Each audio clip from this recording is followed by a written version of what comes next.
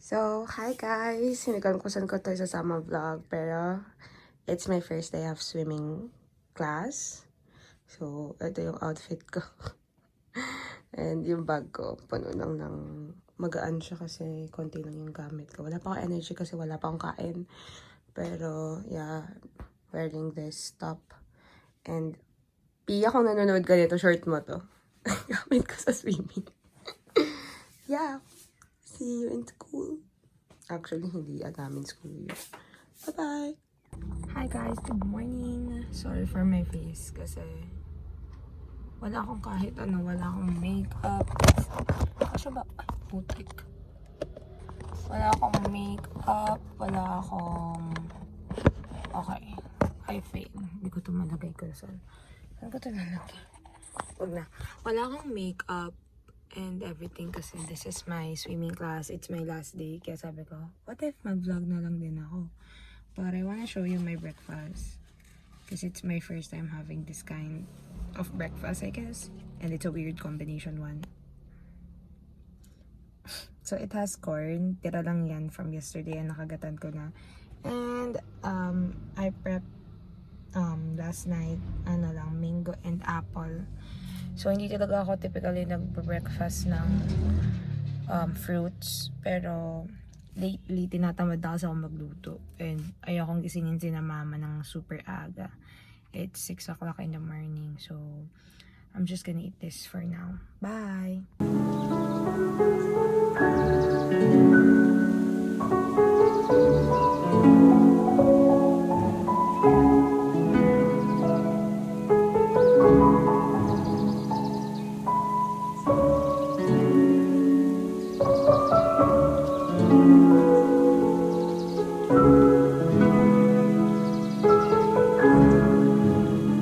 Hi guys! Guys, hello! Ganon.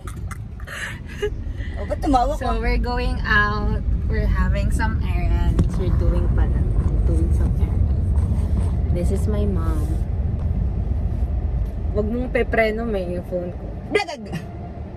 So, ang pretty ko today. Wala nila, ako'y mapagpigay I'm na not wearing makeup. So you know what's gonna happen. Mami, ang dami nagsasabi na... Ay, naku, tumigil na sasabihin Wait, mo. ang dami nagsasabi magkamukha tayo. Anong take mo dun? Ay, hindi, ang labo. Yes, very. Actually, gusto ko Dahil mas dati... maganda ako sa'yo. Feeling, hindi. Actually, gusto ko dati maging kamukha ni Mami. Kasi hindi ko siya kamukha ng bata ko. Tapos ngayon, sinasabi sa akin lagi, kamukha mo yung nanay mo. Ay, Ayoko hindi na. po.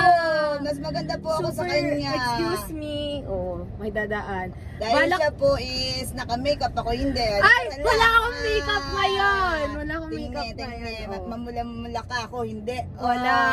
Ganun. Sinong naka-lipstick sa ating dalawa? Ikaw. Hindi mo naka-lipstick. Oh, sino naka-lipstick sa ating dalawa? Mag-errands lang. Nag-lipstick na ako kanina. Diba? Pero kumain ako ng ubas. Oh, pero naka-lipstick ka, Mami. So, Kanina yun, hindi ngayon. eh ngayon, oh, fresh-freshan Pinag- tayo. ba tayo? Hindi. No, papakahangin ko lang. Anyway, balak namin ni Francie maganto mag-podcast sa kotse. Kasi ang dami namin pinagchichikahan dito lagi. Kala naman nila ako mabait na tao at mapagbigay. Yes. Sorry. Lalagay ko to sa vlog ko. Ano ito? Kasi nagsasalita na ako sa mga vlog ko. hindi na ako pabebe. Hindi ka na, yung... Nagtotalk na ako kasi baka sumikat talaga ako. Feeling joke lang. Okay, so yeah, that's it. Bye for today. So yung 192, 168, that we do. So yun yung nag-provide natin. Then,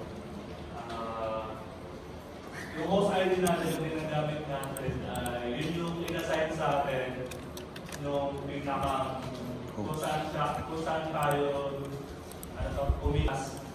Tulad nung sa website na example, Okay, so yung DNS natin. I'm So, sa akin na 192.gano'n. So, we use, for example, gonna start it today. Facebook Full is lumay din. facebook.com. Then, Hi guys! So This is my outfit for today. Wait. I'm gonna put you down.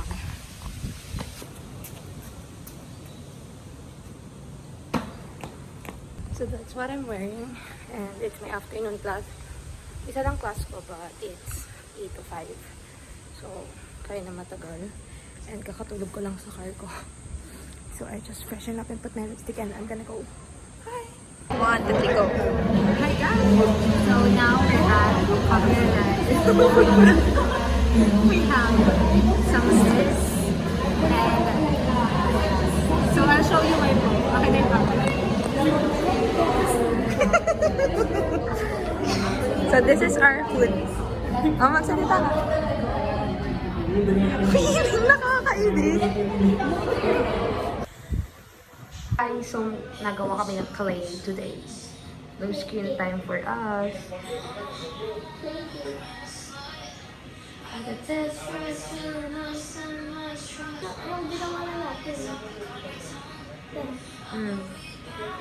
Mayan, pagtapos na lang. Mahirap yung ano, mahirap yung ano, yung octopus. Pero ako din, nahirapan din ako. Sobrang hirap ng octopus ko. Ayun ate, nagets ko na. Nagits na? Nagets ko na kung saan ba ipapulo na ito. Favorite ko tong penguin. Ako hindi. Anong favorite mo? Wala. Wala pa. Wala pa. Yay! Wala pang uso. Ay, oo nga. Wala pang uso.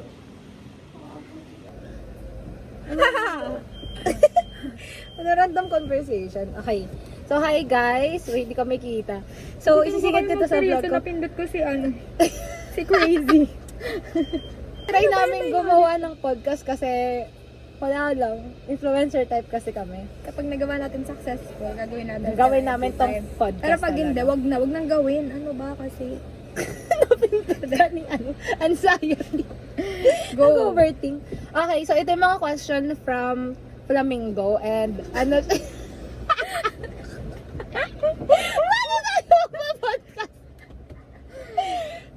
about just sa life kasi pag napagkwentuhan namin yung mga kaklase namin, masisira na tong ano podcast na to. Okay, go. First question is, have you ever been hurt? Ano ba yung alap? Have you ever been hurt by something I said or did but you never wait lang.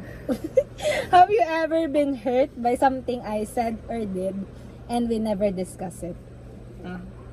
Sa tingin mo, meron? Meron yun, imposibleng wala. Baka meron pero nakalimutan ko na. Kasi di ba makalimutan ako. Ayun, wala na sila. Hindi naman, parang meron ba? Wait lang, hindi ko maalala. Meron ba? Parang ang pangit tong question, parang wala akong masagot. Wala kang masasagot yan kasi sobrang bait. Ang feeling na ito eh. Wait, ano yun? Ako wala. Wala Parang akong wala. maalala. Hindi, wala akong maalala. Sensitive akong tao, pero parang mas understanding ako kapag someone close to me. Yeah, feeling ko So, din. di ako masyado mabilis ma-offend. I think you're the type of friend na parang i-validate mo yung feelings ko. Na parang okay lang, ganon. At saka ano, yung personality mo din. Kasi mahilig ka mag-joke. Pero yung joke mo, di na kumari mag-joke ka, di siya nakaka-offend. Kasi Na-offend close ka na ba tayo. sa joke ko? Ano, hindi. Hindi. Ay, Wait. hindi. Kasi ano, parang wala, kung bagay na parang sanay na ganun ka mag-joke. Tapos hindi naman parang, anong tawag dun, yung, anong tawag sa ganun? Yung Offensive? sobra-sobra. Below the belt? Oo, below the belt na yung joke mo. So, Below the belt joke ko? Hindi. Okay, hindi below the belt. Hindi ganun yung nafe-feel ko. Kasi nga Mm. close tayo, matagal na. So, baka dahil kilala kita, or baka ganun. Hindi ko alam. Sa akin, Pero hindi. feeling ko, No, kaya wala is, halimbawa may nasabi ko or may nagawa ka, dadiretsuhin kita. Yung ganon. Bawa, si Francine, yung ganon. Ay, eto, hindi siya something na nasabi mo or something na ano. Pero, hindi mo siya kasalanan. Ganon. Pero, nalulungkot ako kapag nafe-feel ko na di ka okay. Ah. Hindi yun, lagi ko inano si mami. Kunwari sabi ko sa kanya, mami, parang hindi okay si Leiden. Pero nalulungkot ako sa fact na hindi ko alam kung anong gagawin ko. Kahit super close na natin, ganyan. Ako kasi, parang gusto ko lagi meron ako gawin. Yung parang gawin na matulungan.